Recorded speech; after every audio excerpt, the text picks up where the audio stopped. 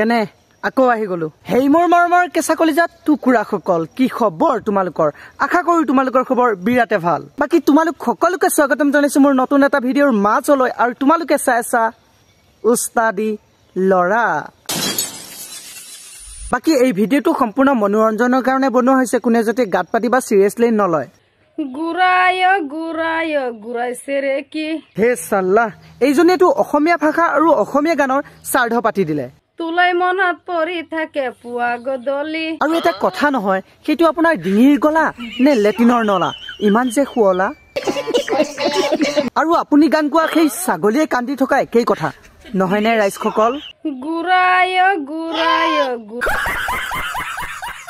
কেনেকুৱা লাগিব আৰু কিছুমান ল'ৰা কবলৈ বিচাৰিছো ইমান সৰুতে কম বয়সত যেন ছোৱালীবোৰ যেন বিয়া পাতি যেন লাইফবোৰ যেন ধ্বংস কৰা ছোৱালীবোৰ তহঁতি নেকি কথাকেইটা বনোৱাকেইটা মনত থবা গাইছ আৰু এটা কথা মনত ৰাখিবা যে চব ল'ৰা একে নহয় আৰু কিনো কম তোমাৰ ব্যৱহাৰে তোমাৰ পৰিচয় এতিয়া সঁচা কথা ক'লে বেয়া পাবা তোমাৰ ব্যৱহাৰতে গম পাইছো তোমাৰ বংশ পৰিয়াল কেনেকুৱা আৰু তোমাৰ মা দেউতা কেনেকুৱা হেল্ল' গাইছ মা কসম খাই কৈছো বেকিছো তুমি যে প্ৰতিটো ভিডিঅ'তে তোমাৰ মা কসম খাই থাকা তুমি জানো মাৰ মূল্য বুজি পোৱা যাৰ মা নাই তাক খুদি চাবা মাৰ মূল্য কিমান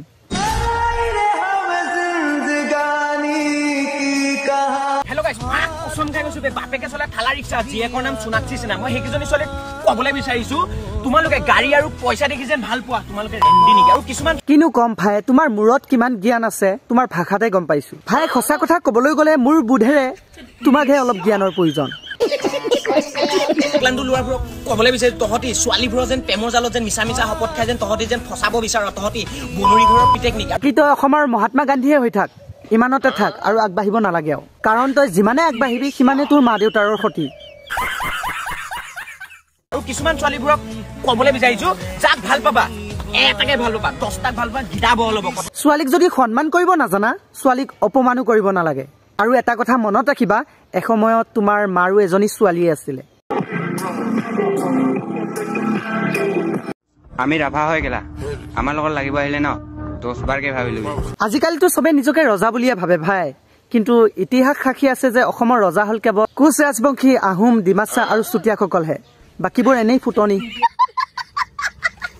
আমি ৰাভা হৈ গেলা আমাৰ লগত লাগিব আহিলে ন 10 বাৰকে ভাবিলো তোৰ লগত কাজিয়া লাগিবলৈ হলে ভাবিব লাগে নেকি মুঠি দিলেই চোন উঠি যাবি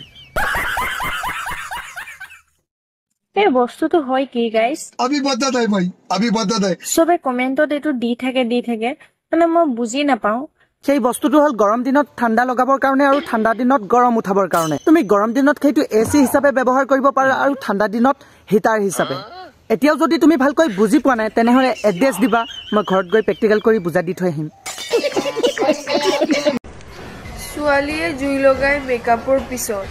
আৰু লৰাই জুই লগাই ব্ৰেকআপৰ পিছত এইজনী কথা আৰু বালিত মুতা একেই যিকোনো কথা এটা তেতিয়াহে শুনি ভাল লাগে যেতিয়া কথাটোৰ আঁৰত অৰ্থ এটা লুকাই থাকে তোৰ কথাত কিবা অৰ্থ আছে না কিবা আছে একোৱে নাই মিছা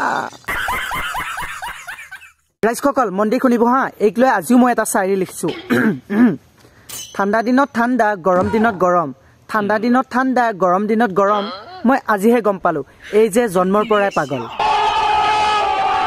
বাকি ভিডিঅ'টো আজি ইমানে আসলে চাই কেনেকুৱা পালা তলত কমেন্ট বক্সত কমেন্ট এটা কৰি জনাব নাপাহৰিবা ৰবা হা এটো হল মোৰ ইনষ্টাগ্ৰামৰ প্ৰফাইল যাই কিনে ফলো এটা কৰি দিবা হা বেক দিম পাক্কা